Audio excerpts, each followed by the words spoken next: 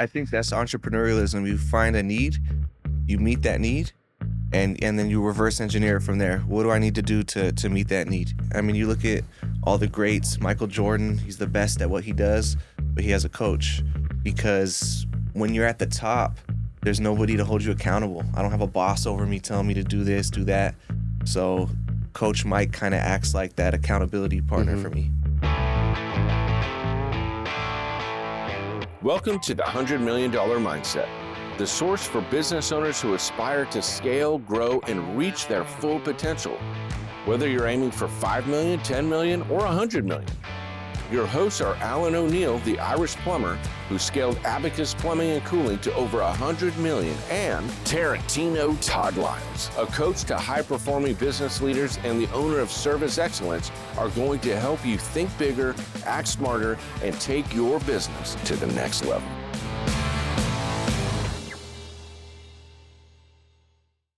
Hey Shane, thanks for coming into the studio, brother. Thank you for having me. I'm actually a big fan. This is my favorite podcast. Is it really? It really is. Well, I'm sorry Alan couldn't be here. He's speaking at Rhino X today, but I know he'd love to be here because he'd love to hang out with you. But you're going to Abacus North where Alan won't be there, but you're going to get to meet some of their managers today, right? Yeah, looking forward to that. Yeah, very cool. So so you were in town. And I thought, man, I want to grab you. So I didn't want to miss the opportunity to hang out with Shane. So before we jump into the podcast, I wanted to thank you for coming in the studio. And I also want to thank you for working with us for the last 2 years. It's been awesome to watch Ampere and your company grow and your work with Mike. And I think when you started with us, you were under 2 million, right? Yes, sir. Right around 2 million. Finished almost, where'd you finish last year? Finished 7.75. This year we'll do 10 to 12, just electrical. That's pretty awesome, man. You know what they say, though, right? Revenue is vanity and profit is sanity. Yes, What sir. profits did you hit? So we hit in 2024, we hit 19% when we were about 4 million then. And then 2025 at 7.75, we hit 15. That's awesome. And I just wanted to sort of start that off to let folks know that you're succeeding, you're doing well, you're growing, and you're actually here so we can talk about the next level. Now, you brought some goodies here. So we got a little teddy bear, which is awesome. I don't know if I can get him to ride the mic, but I think he's going to. How does that look? Does that look okay, Alex? Can the teddy bear ride the mic? We got a little teddy bear riding the mic. You got me a little squeeze. Appreciate that. Some chapstick. And I like that. A little Ampere electric van. Kind of zoom in on that. Now, you've warned me not to open this because it's really stout. Yes, sir. Okay, so I'm just gonna put that right there for now. But all right, so thanks for the goodies. All right, so Shane, I've titled today's episode "From the State Pen to Penn State" because that's something that you said to me, and I love that quote. So that's part of your journey, and I think it's an exciting one. So I've written something here. I want to read it. Okay. You once sat in front of a parole board and told them that you needed to get out in time to enroll in college. And they looked at you and they said, I want to see you go to Penn State, not the State Pen. That's a line you don't forget. At least in my opinion, you don't. So this episode isn't going to be about prison, okay? It's actually going to be about structure. It's going to be about discipline. It's going to be about living a good life. And Shane, you told me something that stuck with me. You said, I just want to be regular. Do you remember saying that when we did that pre-interview? Yes, sir. Because I think I asked you a question, something along the lines of, do you want to do $100 million? And you said, no, I don't want to do $100 million. For me, my number's like 20 to 30, and I just want to be regular. I want to have a regular life. So we're going to talk about that. And here's one of the things that I really appreciate about you. You're going to be willing to share some things that people need to hear because, our show is Service Excellence sponsored. Service Excellence is putting the energy and effort behind this. And I think that one of the things that people have to understand about us as a culture is we believe in encouraging empathy and grace.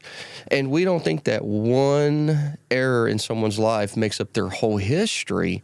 And you're the type of person that I want to hang around and know. And I just think that you've got a beautiful redemption story. But this show's not going to be about that. It's going to be about your success right now. But I do want to kick off with flirting with that line a little bit. Do you mind if we rewind a little? Absolutely. All right. So let's talk about the early days. When you were in your 20s, define for you in your 20s what success looked like for you. I think like most people in their 20s, a lot of selfish meanings to that. Make a lot of money for myself.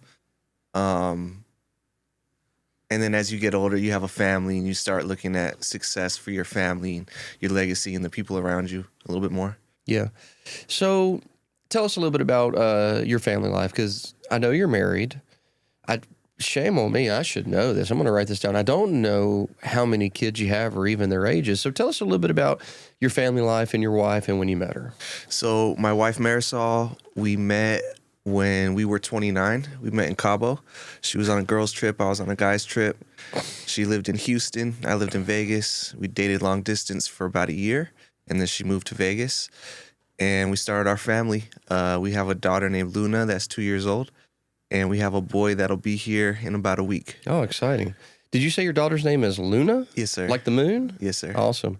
And you're representing the TSA colors. You got your blue and burnt orange on today because your wife went there, right? Yes, sir. That's cool, man. So your boy's going to be here. Luna's 2. Congratulations on a boy, man. Thank you. Congratulations on a girl, too. I had the girl first as well. Interesting enough, I bet they'll be about the same ages apart. So when's your boy going to be here? March 3rd. How old will Luna be when the boy shows up? 2.5. 2.5. So Willa and Everett are just a little bit more than 3 years apart. It's a good age. I think it's a good age to have that much separation. So how old are you right now? 36. You're 36.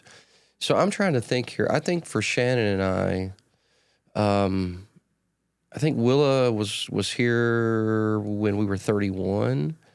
And then Everett came along at 34. So you and your wife are just a couple years ahead of us, I guess, in age, or behind. You know what I'm saying? You're having them 2 years later in life than us. So you're still a young man, but as far as a parent goes, you are having kids rather later in life. Yes, sir. And if I would have had it my way, we'd be way older, and it would not probably be a great thing. So I'm glad that my wife hang on now. What? My wife laid out the timeline. I think when we started dating, I was like most guys where, yeah, we'll get married when we get married. There's not a huge rush to it. I didn't have a sense of urgency behind it. And she laid out a simple mathematical equation for me that made me realize what the timeline was. And I like to tell this to the younger guys to kind of put things in perspective for them. So we were 29 when we met. We were dating for a few months. She wanted me to pop the question. I was like, whoa, like, we're still young. She's like, okay, well, let's say that I give you a year to figure out if this is what you want. Pop the question. Now we're 30, 31 years old when you pop the question. Let's say you're engaged for about a year, like most people. You're 30, 31, 32 by the time that you get married. Then let's say you have a kid right away. That's like basically another year till your first child is born. Mm-hmm. You're 32, 33. You know, you wait a year or so till your next child. You're 33, 34, around the 35, and you have 2 kids and you have a family. Do you really want to be doing that stuff after 35? Most people would say no. So when you're in your early 30s, late 20s, I think it's appropriate to look at that timeline like that. I like Marisol. Now, she broke the math down for you, probably because she knows you and she knew that you needed that. I'll give you something that you can share with her, or you can just play this portion of the podcast so she can go, see, I told you so, Shane, that there is a dramatically significant statistical relevance to how long your engagement is to how long the marriage will last. And what is interesting is that statistically speaking, an engagement, and when I say engagement, I actually mean from the point that you start dating someone to when you are married. The sweet spot, like you had your first date and now you're married. Do you know what that range would be if you had to take a guess? I would say right around a year. 18 months to 24 months. Okay. If from the time you first meet to the time you're engaged and you're married is somewhere between 18 to 24 months, that marriage statistically has a greater chance of making it to the end of death for both of the couples. When it's extraordinarily shorter than that, it actually can still be a little bit better odds than when the engagement is really, really long. It's pretty interesting. I can see that. Yeah. So, Alex, how long have you and Alex? His fiance's name is Alex. How long have y'all been dating, Alex? When's the marriage? No, Gotta get it moving, buddy. Gotta get it moving. You're gonna lose her, man. She's working at a PR company. You better get on it. You better get on it. All right, good for you, man. No judgment, no judgment. But your wife knew something there, right? And good for you for listening to your wife. Now, I think Shannon and I, we would have been very happy to have had kids earlier. In fact, we lost one when we were in St. Louis. We weren't very late into the pregnancy, but it still had a very significant and emotional impact, which was part of the reasons why we decided, it's in part of one of the reasons why we're like, okay, we're going to leave St. Louis and move to Texas and start our family. But Shannon didn't have the equation like you had. But she did have the same sort of, shit or get off the pot with me. Because I don't know if you knew this, but I went to school for performing arts. Did you know that? No. Yeah, I did. I went to school for performing arts. And all along the ways, I had these really, interesting opportunities. I went to a very small school in Louisiana, but they would bring in, like I would say, fairly famous people. Like Alan Ball at the height of The Sopranos. I think he was the creator and co-producer, or maybe he was co-creator and main producer. So there were all these people that would come in and man, or maybe it was Alan Silver. I'd have to go find the card, but he and I hit it off. And he actually said, why don't you come to New York? You can come sit on stage and I'll let you be a production assistant and all these different things. Alex, you've never heard this story, have you? And I didn't do it, man. I passed. My thought was I want to finish school, and then one day I will go do that stuff, right? But I kept passing on these opportunities. Like I had a gig in Alaska. The whole summer, everything was paid for. I'd go up there and do theater. And every summer I'd have these gigs. I kept passing on them to stay and work on business or be closer connected to Shannon. And there towards the end of the year, I'm like, I think I want to marry you, Shannon. But if I'm gonna make a go at it in Hollywood, and I didn't have to be an actor, I didn't care what I did. I just wanted to be in the scene. It's like, we're gonna have to move there. And she said to me, she's like, you can move there. I would never stop you from going after what you want. But if you want to be with me, that ain't part of the equation. You can go, we can break up. But I'm not moving to Hollywood. I'm not chasing those type of dreams. And I thought about it for probably less than half a second and said, all right, I'm staying with you. And I don't regret it at all, man.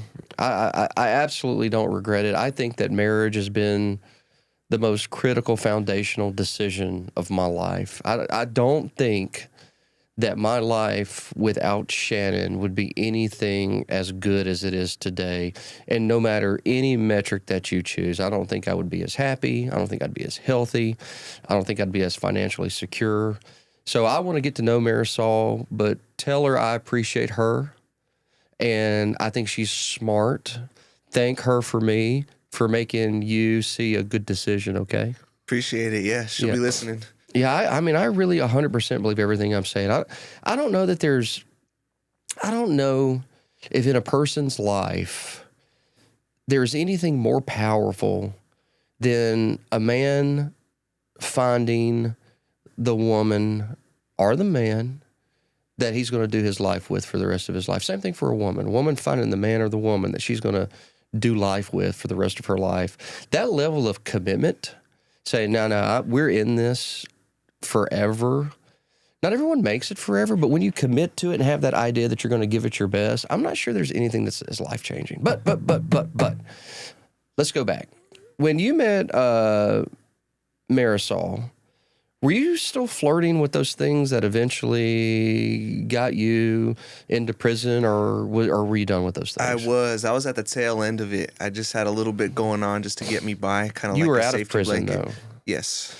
Gotcha. And what age did you find yourself in the penitentiary system? When I was 20. When you were 20. And how many years were you in there for? 1 year. Just a year. And then you had like work parole and other things going on. Yes. Got it. So now what I find fascinating about that, and I think this is your mindset, and I think it's one of the reasons why we get along so well, is you don't strike me as a person that's had a victim mindset. Like, I've never heard you say, I didn't deserve to go. I wasn't doing those things. You're like, nope, I was doing them. And even when we've had conversations about your time there, you described your time in institution as being very positive.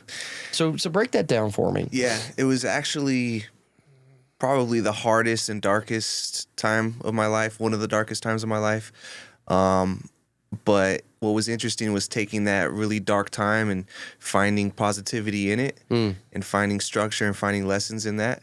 I think that's where a lot of our best lessons come from, is those rock bottom moments. So I was able to take that moment and get into things like fitness, really got into fitness in there. Diet, surprisingly. You always hear the food's not good, but the food was actually pretty decent. That's what was surprising to me, is you were telling me that you could actually get a pretty balanced meal there. Yeah. The institutionalism of it, the discipline that comes with that. A lot of guys get it in the military. Some guys get it in prison. And then the old timers in there, they told me, when you get out, you know, you're not like these other guys in here. You're not like us. You need to go to college when you get out. Will you talk a little bit about the culture that you find there? Because I find it interesting. And the air conditioning company that I started working at, like, I can remember in a leadership meeting, Mike Bellissimo, he was talking about how excited he was because he was about to go pick up, I think the guy's name was Charlie. He's about to go pick up Charlie from, prison. Charlie's done his time, and Charlie's getting out, and Charlie's going to be a great asset. He's a real technically gifted guy, right? And it's so counter to the culture where I started, is so counter to the culture of where I went to when I went to Clockwork. Because the culture that I was at, one of the best technicians that was there, his name was John Stout, and he was a carny until he didn't want to be a carny anymore. His family were still carny, and he learned air conditioning. He was like hugely skilled at it. There was Rodney Bundy. Rodney didn't come from like a odd carny background or, an institutional background, but he was an Air Force bomb mechanic. And this guy could rebuild a control board with what was in his toolbox. Like, literally, I've seen him build out control boards and wind diagrams on the back of a giant commercial system, capacitors and resistors, just crazy, insane stuff. So I came from all of this, like, really wild, diverse background. And I think sometimes there's this mindset when you're in that diverse background, is that everybody that's there's got to be a total piece of trash, right? And then there's Mike Watson, whose knuckles are gnarled from years of like hardcore fighting, who was a Navy SEAL. And Mike had this long hair, and he was gnarly, and he had tattoos all over him. And if you didn't stop and talk to him, you wouldn't know he was a Navy SEAL. All you know is that he was just a biker, right? But for me, growing up in the trades, not growing up in the polished, silver spoon side of the trades, that rough side of society, that was my career. I think people look at me now and go, Todd's only been exposed to the prim and proper. It's like, no, not at all. I didn't get exposed to that until I was 24, 25 when I started working at Clockwork. Everything in my early days were rough. But for me, I never found those people to be despicable or horrible. Some of them had some bad things about them, but for the most part, they actually really cared about me. Like, Mike Watson gave me some of the best lessons of my life. I learned things from John Stout, the ex-carny, that I never would have learned. And when Charlie came over, and he went to jail because he stole money from his dad's safe, and to hear him talk about not being mad at his dad, that his dad pulled him out of a scenario the only way he knew how, because he was hung up in drugs, and the only way he was ever getting off of them was having to go to jail. These people aren't what you think. Now, I know there are some people that stay in the bad zone forever, but tell me about some of the good lessons that you learned there. And I know that there's variations of mistakes that send people to prison, right? Who are the type of folks that you were hanging out there with? The whites. Oh my God. We're going to leave that in. But why? I mean, that's just the way it is in there. It's segregated.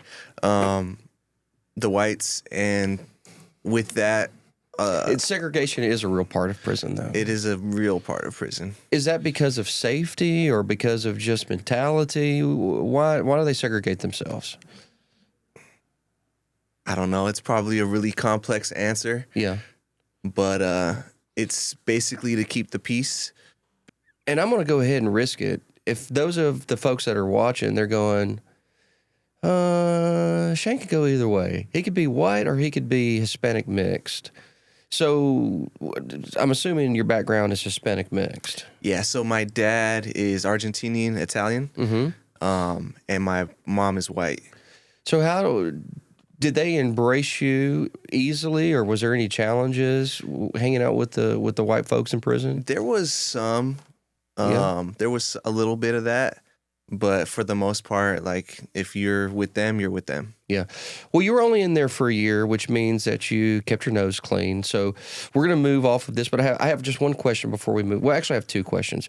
The first question is there someone that, maybe you don't want to name them by name, but is there someone there, or maybe you do, that like gave you a really valuable lesson that you've carried with you until today, and you'll never lose it? Like they taught you something that was of extreme value. Did that ever happen with anybody in particular? Or maybe it wasn't a person, maybe it was an experience. I think it was just a lot of the little experiences, the respect that you learn in there. It's a really big thing. I've seen whole yards erupt in riots over a bouncy ball. So it's the little things that go a long way. Those were the type of lessons that I learned, a lot of little lessons like that. Okay, so I'm going to ask more because that's interesting. Has there been a moment at Ampere where you look across the field of technicians that you have and you go, oh, this is like a bouncy ball moment. This isn't a big deal. But if I don't get in the middle of this and be a good leader, it's going to be a bouncy ball moment. I know I need to tackle this now. Definitely. Can you tell us about that? Some of the firing moments that we had to let guys go over disrespect. Yeah. I don't want to get too much into it, but. Well, I understand the sensitivity of it. So, all right, here's the last question here. What was that day like when you were standing in front of the parole board and they said, hey, we want to see you go to Penn State, not the state pen? Because I just want to unpack that. Tell us about that moment, because that's just such a cool line. I think there's a good story behind there. So when I went in front of the parole board, I was actually planning on saying, just expire me. Just leave me in so I could finish my parole here. Everyone What does that mean, expire me? I don't understand that term. If you get out on parole, you have to do your parole. And if you get in trouble out there, they send you back. Okay. To expire, to finish your sentence. My plan was to stay in there and expire, because everyone said when you get out, you might get in trouble again, and then you'll just come right back. Just clean it up, finish your time. And it shows like how I was still a little messed up in the head, thinking that I should do that. Because you were thinking you were going to get in trouble again? Yeah. Oh, wow. And so it was actually my mom. It took my mom saying, do it for me. Get out for me. So I did, and I asked for parole. And the college registration deadline was coming up. And if I would have stayed and finished my sentence, I would have missed the deadline. So I asked them if I can get out so I can enroll in college. And they said, yeah, go. We want you to succeed. We want you to go to Penn State, not the state pen. That's a good line. All right, so you got out. And you were talking about maybe flirting with some stuff, which meant it was still in your brain. So let's just jump to the moment when you were 100% like, I'm done with this. This is stupid. I'm never doing this again. There was a few moments. I struggled with it a lot, to be honest. I kept trying to do things to live a regular life, but I was so used to the money, and it was so comfortable, the money I was making. And I had this imaginary safety net around me, like, I'm okay, I'll be okay. I always kind of carried that positivity with me. So I would go and I'd open up businesses and I'd do all these different things to try to find a regular way to live life.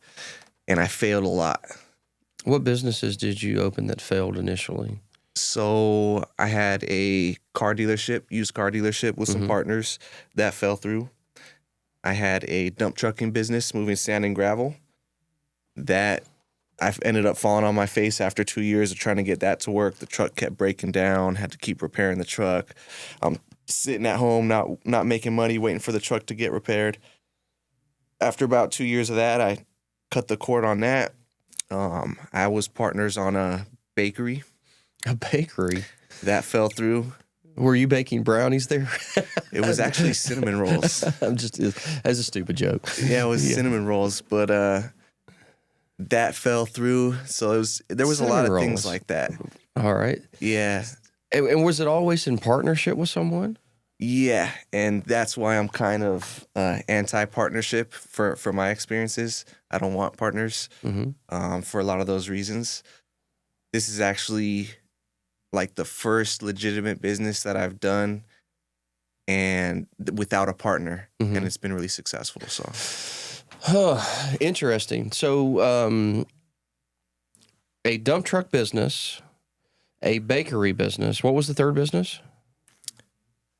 Car dealership. Car dealership, dump truck, bakery. In those order, right? Car dealership, dump truck, bakery. I'll tell you what I also think is interesting about that order as well is that used car dealerships, depending upon the used car dealership, but they also sort of have a little bit of a stigma that's attached to them. That was why I got out of it. There was a lot of shadiness in that business that I didn't want any part of.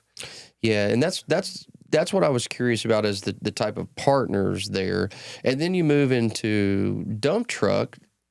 If you know anything about that business, and I do, oddly enough, because my family, when I was in Mississippi, they did home constructions, right? And bringing in gravel, bringing out gravel. So what you have is you actually have a step up, perhaps, in level of legitimacy, but you still have a lot of the same sort of, hard partying, lots of drinking, roughnecks that work those jobs. They work early, they get off early, and then they party hard. It was a really depressing job. Yeah. It's just you in that truck alone. You were actually doing the driving. I was doing the driving. It was me and my truck. My truck was my buddy. That's all I had to talk to. Who were your partners in the dump truck business? Just myself. Oh, okay. I was confused. I thought you had partners there, so I was trying to understand the name. So how do you go from, I'm not hauling dirt anymore, I'm going to go bake cinnamon rolls? Actually, the cinnamon rolls were before the dump truck. They were. Yeah. So okay. So how did you get into so in the cinnamon roll business, did you have a partner there? Yes. So you go partner, I'm done with partners, dump truck. And then from the dump truck business, is that when the electrical came out? So from the dump truck business, I went into the stagehand industry. And I was just a regular employee setting up for conventions and stuff like that. Did that for a few months. Did you become part of IATSE? Yes. Okay. IATSE. See, yes. This is my theater background. I know these IATSE things. 720 in Vegas. Yeah. And then COVID hits.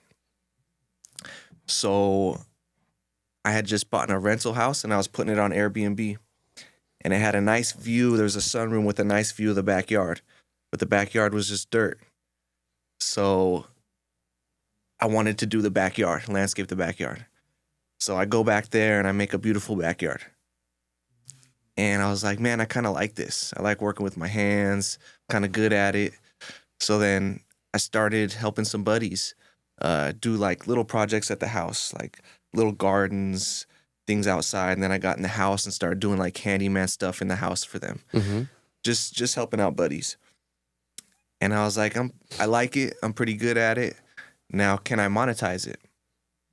And so I found TaskRabbit. And TaskRabbit it's kind of like the Uber for the trades. Okay. If you want someone to come to your house and install a faucet, you look at their hourly rate, their availability, and you hire them. So I set my hourly rate. I put all the skills that I can do. I put plumbing, electrical, landscaping, all these different things. I set my hourly, and people would start calling me for these jobs and hiring me. And I'd figure out what it was. Hey, you're going to go install a faucet. So I go online. How do you install that? Figure out how to do it, get the right tools, show up like I knew what I was doing. And I would do it, and I'd do it successfully. So as it went, kept getting 5-star reviews. And with the more 5-star reviews I got, the more I could charge. I started getting my hourly up. eventually I was like the highest rated, and I was charging like $60 an hour, which was kind of that point where you could still get jobs and keep a full schedule. So you started Ampere Electric in 2001. 2021. 2021. Sorry, that's what I meant to say. Yeah, you're not that old, right? And in year one, you did 800,000, and in year two, you did 2.3, if my notes are right. And then now this last year, you finished up at a little over 7 million, and this year you're pacing for 10 to 12, which is really cool, right? Yes, sir. And when you came on with us with Coach Mike, that was a little over 2 years ago, right? Yes, sir.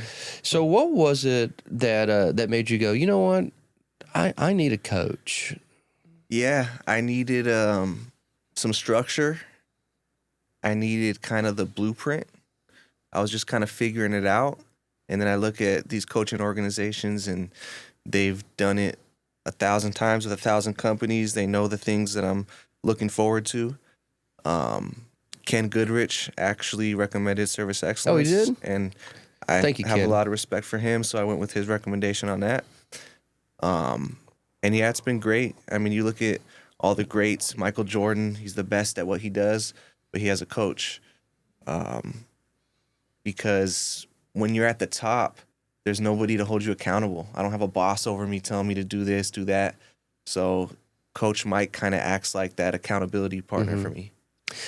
You know, and we're going to unpack that a little bit more. I want to hear about your experience with Service Excellence, but I'm going to tell you before I go there. I'm going to tell you what I find interesting too is that if I knew, I had forgotten that Ken referred you over to us, and Ken's been really good about doing that. And I think Ken tends to refer people to us that are in like that ultra small range. He's not necessarily referring the big contacts that he has. So it's going to be really interesting, you know, when I see Ken in person and be like, hey, you know, Shane's going to do 12 million this year. He knows. He does. Well, he wouldn't be surprised. But here's the other thing that I think is interesting. You asked me if I could connect you with Roy. You wanted to get a chance to meet Roy. So I brought you out, and we did a one-day with Roy. And then the first half of that meeting was you guys visiting, a little bit of reservation, and then we go to lunch. And in the car, you really start telling who you really are, and Roy's listening, which is pretty neat, right? And then by the end of the day, you're saying, hey, I'm sort of interested in possibly working with you guys. Now, at the same token, Roy pulled me aside, and I've brought plenty of people to see Roy, right? And Roy's always very gracious and looks for people that are on the team that he can point towards and go, you know, here's a guy that I think will be good for that person. But Roy pulled me aside and he said, hey, I know Shane's story, and I know Las Vegas, because, you know, he did all the ghetto work.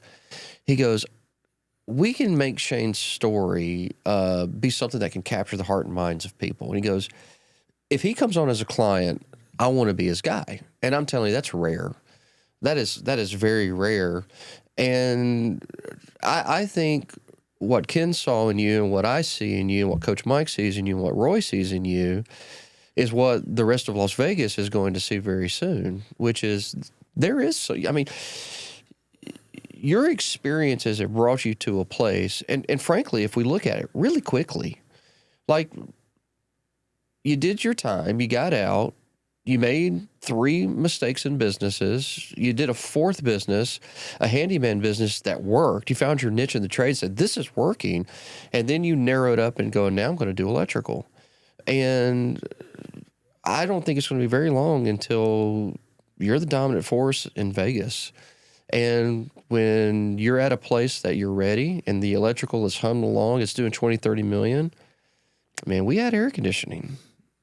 And then after that's humming along, we had plumbing.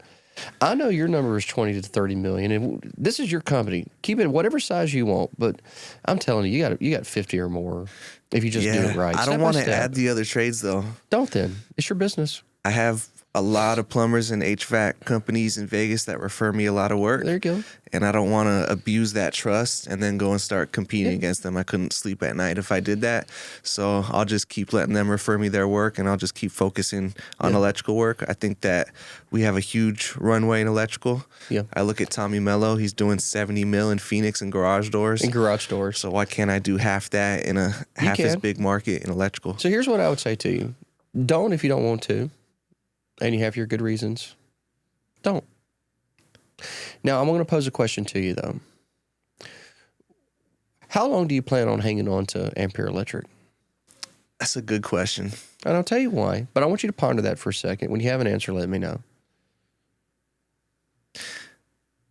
Yeah, so the way I look at this is I'm young, I'm 36. I don't know if I could sit still after selling the company, and I don't know what else I would do. Mm-hmm. This is the only thing that I've done that I actually love. I love going to work. I love the people that I work with. I love the people that we serve. I love what we're building. So to think that, okay, maybe go do it again and start from scratch, that doesn't really appeal to me. Yeah. Maybe on a different level, maybe I can come in and I would have a little bit more experience, and I can have the money and the resources to go and hire right away, so I'm not so much in the trenches like you are in the early days of a business. Mm-hmm. I could see that. Or maybe I live a kind of a life of leisure, because my number, it would have to be you money, right? Like it'd have to be enough where I'd never have to work again. Do you know what that number is? And I'm not asking that. When I ask you that question, I'm not saying, do you know what that number is? And yes, it's $40 million, Todd. No, I mean, like, if you've done the math on it to actually know what that number is. Yeah. So it's around 20 mil. Okay. 20 mil at 5% would bring me $1 million annual income without touching the principal. All right. Good deal. Good for you. Now, okay. So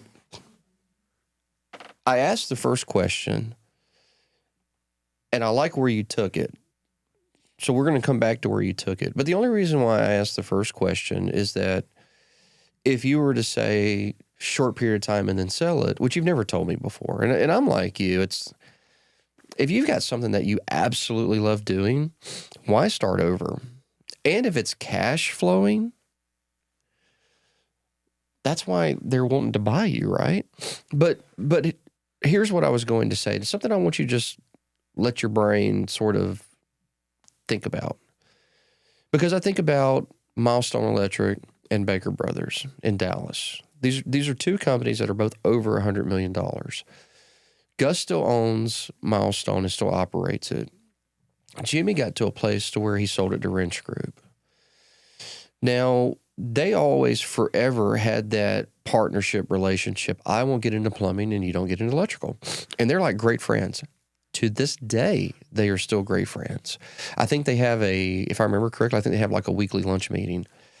But it got to a point in time for their businesses to where they got to a certain size and customers were just like demanding that this gentleman agreement that they had with each other, they didn't violate it. They came back to the table and said, for both of us, we should start doing the other trades. We have such a demand, and it's not hurting our businesses, that I should do plumbing and you should do electrical. And they did. Now, that's equation number one. These people that have been working with each other for a long time get to a place to where they go, hey, I'm not violating agreements. All agreements in the past that we've made, I've stuck to. I'm saying now things have changed, and here's why. So I just want you to have permission in your mind, never to break your word, but to know that you're not entering into a forever agreement with these people. The issue is that when you're not upfront and honest with them. But here's the second thought. If you were to have said, I'm only going to hang on to this business for 10 years, and then I'm selling it, which I know that's not the case. You've told me that many times before. But if you were to say that, then I would just simply ask a follow-up question, which would be, what do you think one of the first things your buyer will do with this amazing brand equity that you've built? And you know what that is. Think about it. If you build a $30 million, when you build in a $30 to $50 million electrical only business in Vegas, and a buyer comes in and says, this business is awesome. I'm going to give you that FU money that you're looking for. Here it is. They acquire it. The first 3 to 6 months are not going to make any changes. And then they're going to do something really quick after that. Add a trade. They're going to add a trade. Yeah, I could definitely see that. They definitely are going to do it. I was just in conversations recently with Service Champions. Mm-hmm. How about that $2.5 billion acquisition? Right. Congratulations to all the people at Service Champions, by the way. Yeah. I think that may be the biggest deal in the trade so far. I'm not sure. But they got an 18 times multiple. Congratulations to everybody. Everybody I know worked really hard to make that happen. So kudos to all of you. But go ahead, you were saying? That was awesome. So they have a company in Vegas. They have Fetch Tech, and they do HVAC and plumbing. Mm-hmm. They, from my conversations, and maybe I read this wrong, they would want to acquire Ampere and run it separate from Fetch Tech, leave the brand intact, and run it as a separate thing. To what you're saying, it probably is a HVAC and plumbing play because they'd like to have those two businesses work off of each other. Right. Synergy. Yeah. So whether they'd add a trade by adding Ampere HVAC, they would add a trade by buying a co-synergized company. So it's just something to keep in mind. Now, by the way, here's the other thing to kind of contemplate, right? It's like my good friends in Australia, they're just absolutely crushing it. Alliance, Comfort. And they've got a small electrical division, mostly for the purpose of serving up all of the hookup demands, because 50% of their market is new add-on, our new addition. It's add-on, right? It's not replacement. So they got to have a little electrical division. But they got offered to be acquired, I guess Christmas before last. And it was a very generous offer. It was from one of the largest players in the U.S. market. I'm going to be respectful and not talk about money or talk about who it was. But I had said to them, I'm like going, okay, here's the interesting thing now, right? It's like you're turning them down because you believe that you can get to $50 million in the next X number of years. And I do as well. And they are. They're going to do it. I said, but here's the thing. Now that you've turned them down, what you have to do is win so clearly and abundantly that they keep wanting you more. And they're going to try to beat you in the marketplace. That's their job. But if you just keep winning in an overwhelming way, what will happen is they will just want you more and more and more, and the offer will keep going up and up and up. But you'll get to a place to where one of two things will happen. You will be so dominant that literally the only thing you could do is screw it up. You'll be so dominant that you don't have to sell. Because when you're at 30 million and you're doing, call it 15% profitability, 10-3, that's $4.5 million a year. You're going to have to pay taxes on that. But Shane, you're using 5%. 5% is guaranteed. That's very low. I mean, if you looked at the market in the last 3 years, I think it just in case my numbers are off a little bit, I think it's 24%, 16%, 17% growth in the market in the last 3 years. If you had $1 million in the market, the compound growth on that in the last 3 years is about 700,000. Not every year is going to be that way, but most years in the market are super conservative at like 7 or 8%. And you pay your taxes on the type of money that you're going to hit, even at where you're at. You pay your taxes on the type of money that you have, and you set that up into a investment that is backed by like a real banker, right? Like a Charles Schwab, Morgan Stanley, those type of things. And they give you a 75% instantaneous line of credit anytime you need it. By the time that you get to a place to where you got $5 or $10 million of money that you've already paid taxes on, and you've also got cash flow in your business, but you've got $7.5 million as a line of credit, you are self-financed. And that's what a lot of guys that are going to be in your position need to think about. If you're done and you want to sell, then do it. But I'm older than you. I'm 47 as of the 13th. But even in my brain, I'm going, what the hell would I do? I like this. I don't want to sell this. So I'm just saying, I think that you can get to FU money on your own with the way your business is growing before you even reach my age. I really do. Now, if you want to have conversations off the side about how to manage that, talk to me, because I don't have a business that's anywhere near your size, and I've been able to, discipline religiously manage my money since I was 24 in investments, and I've seen a lot of these things happen that you're talking about, and it's pretty freaking cool because I've turned down at least 3 very serious offers, and I'm going, it's good money. I might be an idiot for not taking it, but I'd go work for someone for a little bit, and then I'd be bored out of my mind, and then I'd want to start over, and I don't want to start over. That sounds like no fun. Right. Anyway, all right, let's circle back. Tell me, in your opinion, okay, here's something I really like. Going back to your work with Mike, this cracked me up. You said you called Mike up and said, hey, Mike, I missed my meeting. It was on the calendar. Why didn't you call me? Why didn't you tell me that the meeting was going? What did Mike tell you? He said, if you can't make your meetings, like, what am I doing as your coach, babysitting you to come to the meeting? Kind of his way of saying you got to learn that lesson the hard way. And this is such a fundamental thing that we're here talking about. Such a little thing. You got to get that right before we talk about anything. Kind of thing is what I got from that. What are some of the other fundamentals that you've taken out of your relationship with us at Service Excellence?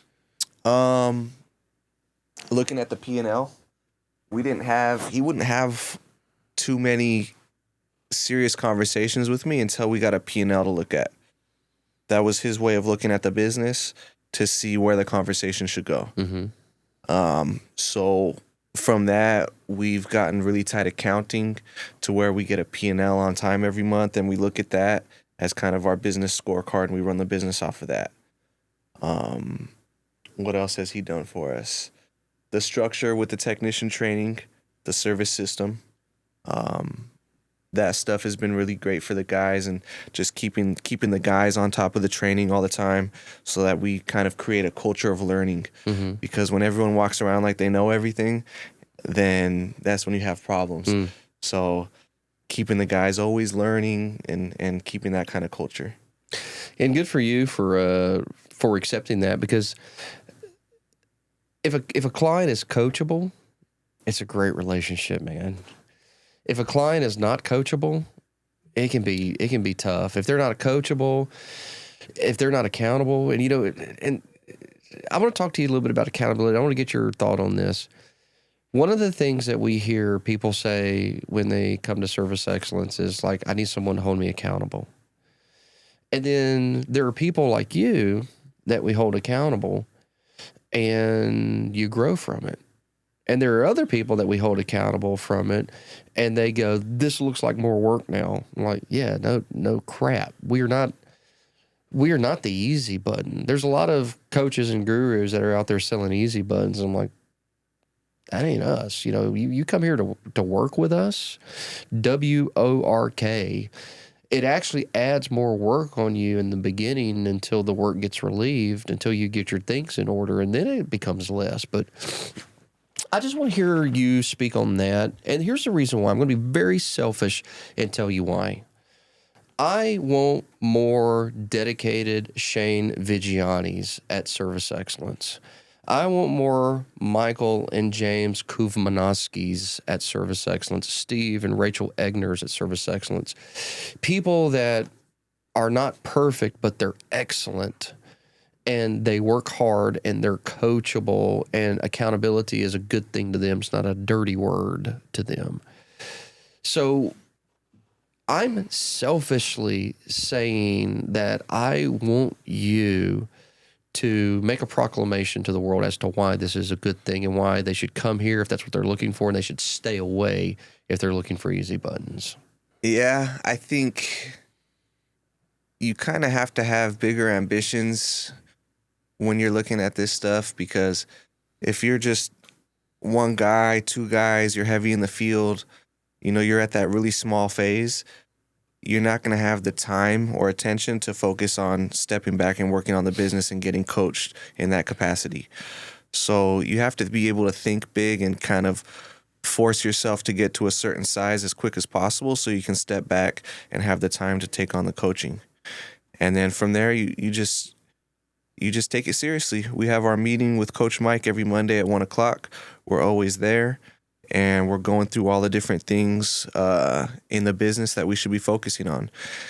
I think when you kind of start, it's pretty easy to figure out how you should spend your day. You go and you sell work, and you go and you install it. You're still in the truck. As you get a little bit bigger and you step back from that stuff, you almost kind of get like an identity crisis. Like, what should I be spending my days doing? So Coach Mike has helped us a lot working through that and what we should be focusing on. He works with me, my manager, Larry.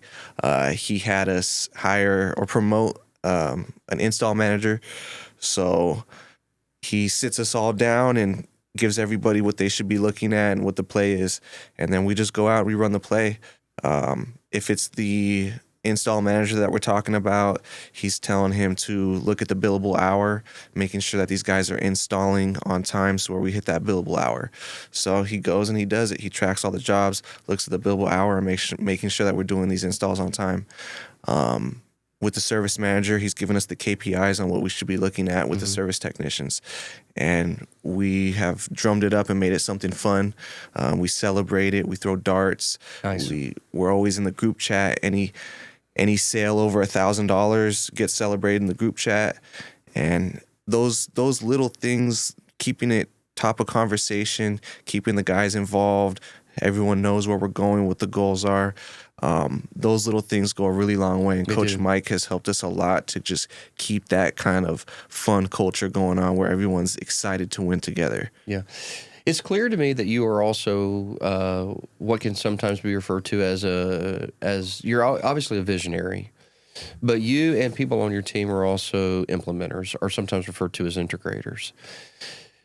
Like all those things that you just mentioned, there's been so many times that we've talked about that over and over again inside of our own internal trainings, and our coaches are talking to people about it. And one of the things, because I work with just a few folks, and you and I will be working a little bit closer together as you are also now becoming a Wizard client, and I brought you into that. But like one of the things that I see with like James and Michael, and I think you have this too, is we can have a conversation and they can ask me questions, and it can be in a moment in notes that I'm not prepared for, but we have a talk. And I capture the notes and I send them back to them.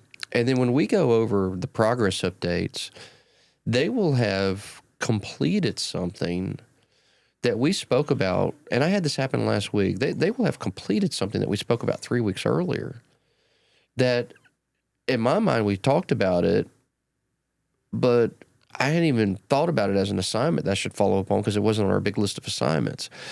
And their ability just to grab things and just implement them is a superpower.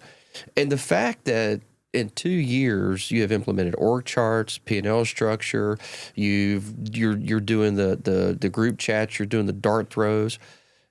There's a lot of people out here going, yeah, that's good stuff. But the thing is that a lot of people don't implement that stuff. They hear it. Oh, yeah, great idea. Give me another idea, Shane. Did you implement the other one? Nope. Which idea am I going to give you that you're going to implement? Probably none of them. But keep giving me ideas. It's like, no, just go implement the stuff that we're talking about. And you're doing that. I think for me, I read a good book on it one time. I think it was called the 5-second rule or something like that. It was a lady that wrote the book. I forget her name. And when you get these ideas, when something crosses your mind, you have to do it right away. If you don't do it right away, it leaves you. It could be as simple as doing the laundry. Hey, I got to go do the laundry. Oh, I'll do it later. No, if you do that right away, it gets done. If you don't do it right away, it doesn't get done. So we try to act really fast on the things that we're trying to implement. I love it, man. All right, let's end the show today with you bragging on your company. You guys are just doing a lot of things well. What's the thing that you're most proud about when it comes to Ampere Electric? I'm most proud of the people inside and outside of the organization. We have a motto at the company. It's got to be a win-win-win. So the customer has to win, technician has to win, and the company has to win on every transaction. So we lead with that, and everybody understands that. So we take very good care of our customers. We deliver a great service. We're speedy. We don't make them wait. I see a lot of electricians, they make customers wait 3 weeks. We're backed up on work for 3 weeks. They say things like that, kind of like in a bragging fashion. And I don't think that's something to brag about. I think that you should keep a light schedule and you should hire appropriately for that so that you can serve more people. Mm-hmm. So we operate like that. We operate with urgency for our clients. Everybody that's winning inside of the organization, our technicians, young kids, 22, 23 years old, buying houses. Mm-hmm. I could think of 3 right off the top of my head, 4 at least that have bought houses since they've been working with us. And when they say things like, this is the best company I've ever worked for, you're the best boss I've ever had, that stuff goes a long way with me. That's my why. When people ask, what's the why? And a lot of people, they think it's the money. And even myself, I have times where I get kind of distracted by the money and it becomes a point of focus. And then I have to remind myself that's not really the why. The why is the people that we're able to help. Having an organization in electrical, there's a lot of small companies. There's not a lot of big electrical companies. So when you're at a small company, you might show up. It's a small, little, cramped, dusty office, and you might come on as a helper, and you got to stay a helper forever because there's no room for advancement because there's 5 guys at the company. You might be a technician, but there's never hopes for management. You can never become management because the owner's the manager. He's the only manager. So I'm trying to build a big electrical company where we can have a big, nice office with whatever racquetball courts in there, whatever the guys could come in. It feels fun, colorful, inviting, big, where they feel like they can grow, advancement opportunities in their career where they can move up from helper to technician to management or anywhere within the organization. They can make a good living. We pay some of the highest wages around because I don't want to sit there eating caviar and the guy next to me is eating McDonald's. Doesn't make sense to me. So I'd take the McDonald's, please. But give me a steak. I'll take the steak. Yeah. What's something at your company that you will absolutely never allow to happen? We will never do this. Unethical sales practices. Mm-hmm. What's something that you'll always do at your company? Treat the customer and treat their home like it was our family member's home. Okay. And my last question for you here today is, what is the most powerful belief that you have? I would say taking care of those around you. If you take care of those around you and you put them in positions to be successful and you do the right thing by them, then everything else naturally will happen for you. Mm-hmm. Good deal. Well, Shane, thank you very much for coming on the show. I appreciate so much that you've spent this time with us today. Thank you. To share with the legends that have come before me is just honestly really humbling and really, really something that I'm grateful for. So thank you for the opportunity. You're welcome. And while the legend Alan isn't here, I'll make sure that I tell him that you said that. So, but I take the compliment. Thank you very much. It's going to be great to see what happens with you as you grow over the next couple of years. I'm expecting really big things, but don't worry about what I expect. I just know you're going to do really big things. There's no doubt in my brain. You have a talent and a focus and a nature that will get you there. You saw that in me very early on, and that has went a long way with me, and it really helped me excel in what I'm doing. So I appreciate your belief in me. Yeah. It really goes a long way. You're welcome. And as you know, with me, as long as you keep sharing with me all the things in the background, you also have a real accountability partner. And while no one needs to know the details of this is nothing to do with anything other than the most ethical of things. But you can attest that there was a moment when you wanted to give me a large sum of money to do certain things that we're now going to do, but you weren't ready for it a year ago. And I said, no, you need to do these things first. But I want to give you the money, Todd. Nope. Do these things first, and then we'll do that. And my commitment to you is, as long as we maintain that very open and honest relationship, I will never violate your trust and take advantage of you because of your trust. I will always say, not now, but when you're ready, I'll let you know. And that is not a lack of belief. It's just me doing my part to honor our relationship. I wholeheartedly believe that. You're a genuine person, Todd, and I appreciate you. My pleasure. Hey, thanks so much for watching the show this week. Head over to toddliles.com/mindset to get the show notes. Please make sure to like, subscribe, and follow so you never miss a new episode of the show. And if you enjoyed this episode, then share it. It really helps us get the word out. You've been watching the $100 Million Mindset with Alan O'Neill and Tarantino Todd Liles.